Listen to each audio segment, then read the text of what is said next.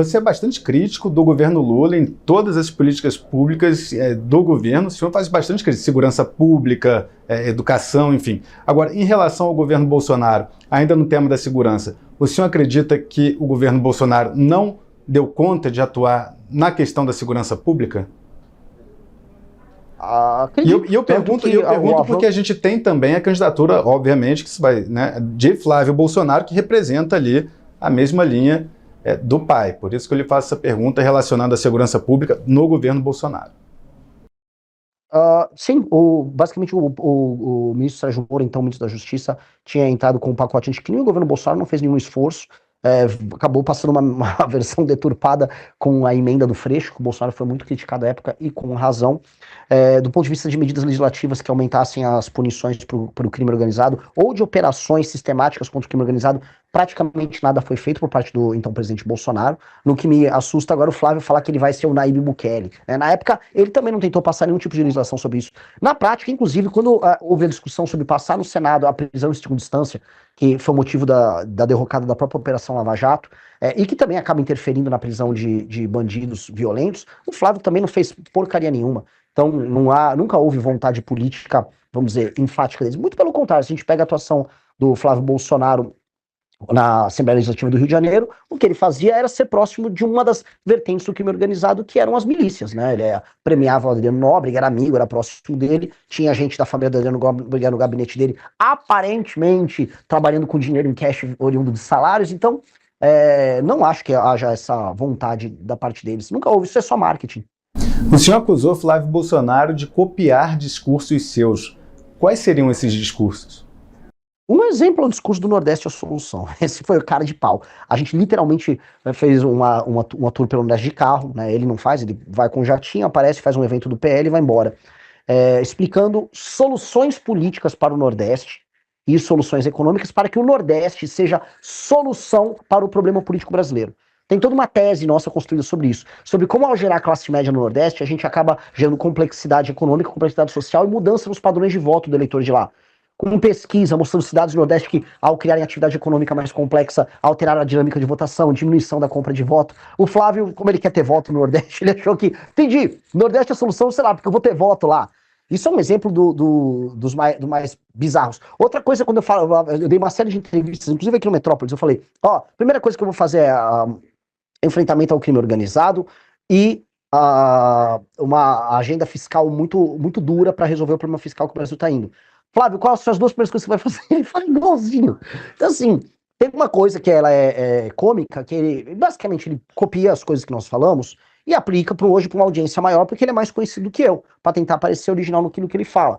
Só que eu acho engraçado que tudo aquilo que eu falo, que envolve, por exemplo, o combate a práticas ligadas ao partido dele, aí ele não faz. Por exemplo, a reforma administrativa que a gente está falando, com os índices de desempenho nos municípios ao redor do Brasil, como isso atinge o PL e os amigos dele do Centrão, aí ele finge que esse assunto não existe, porque na prática prefeitos do PL, no Maranhão, como eu estive lá vendo, são parte do mesmo problema. Então ele não vai entrar. Na verdade, se eu for pegar até esqueci o nome do cara, acho que é não sei o que, Ruas, o cara que ele quer lançar lá, acho que de Belfort Roxo, lá da Baixada Fluminense, exato.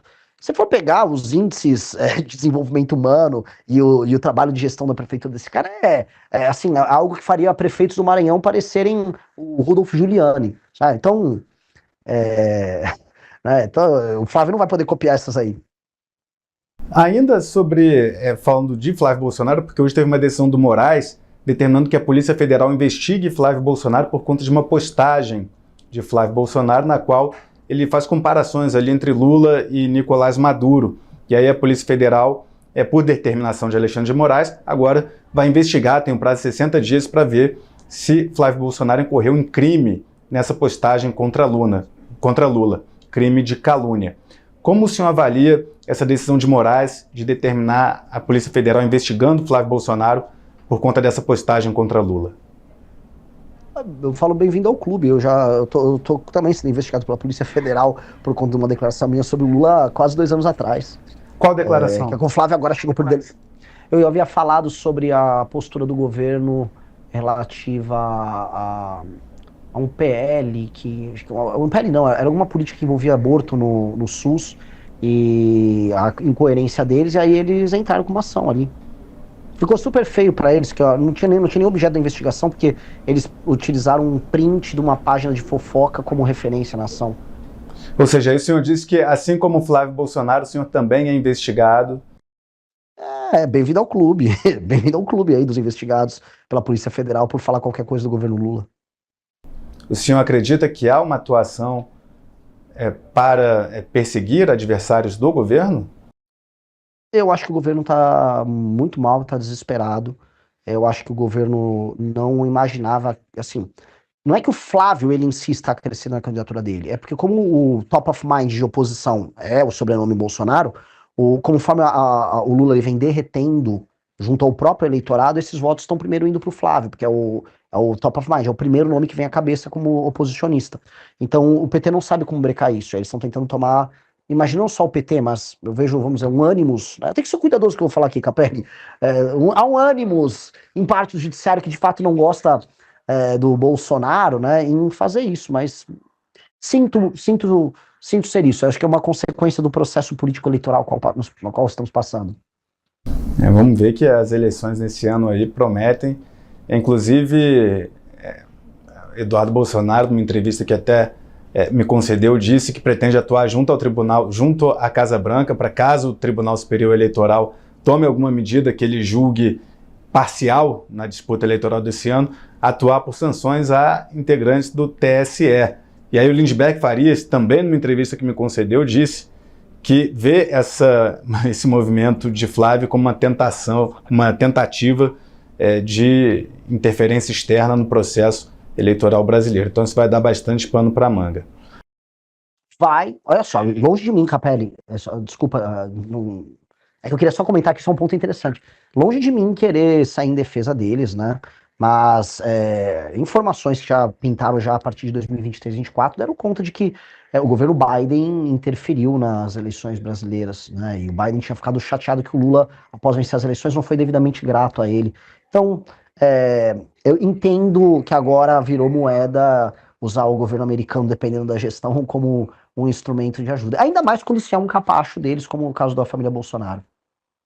Por que o senhor acredita que a família Bolsonaro é capacho do governo dos Estados Unidos? Porque eles falam isso abertamente.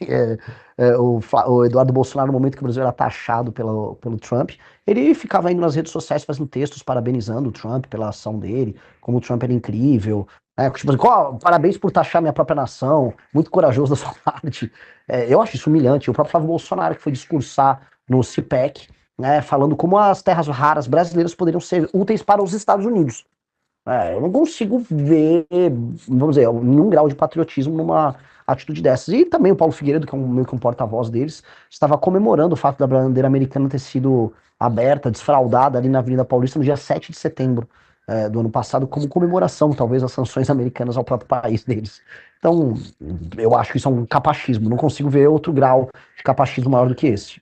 Essa questão da bandeira gerou bastante polêmica, né, porque, por exemplo, pessoas da direita que apoiaram, né, esse movimento dos Estados Unidos viram na extensão da bandeira ali um gesto de gratidão. E outras figuras também da direita, como por exemplo o pastor Silas Malafaia, avaliaram que foi um equívoco grande ali ter botado uma bandeira de outro país naquele ato na Avenida Paulista. Agora, falando de economia... Gostou do conteúdo? Então deixe o seu like e inscreva-se no Valor e Liberdade. Juntos vamos construir uma mentalidade forte e um país livre. Até o próximo vídeo.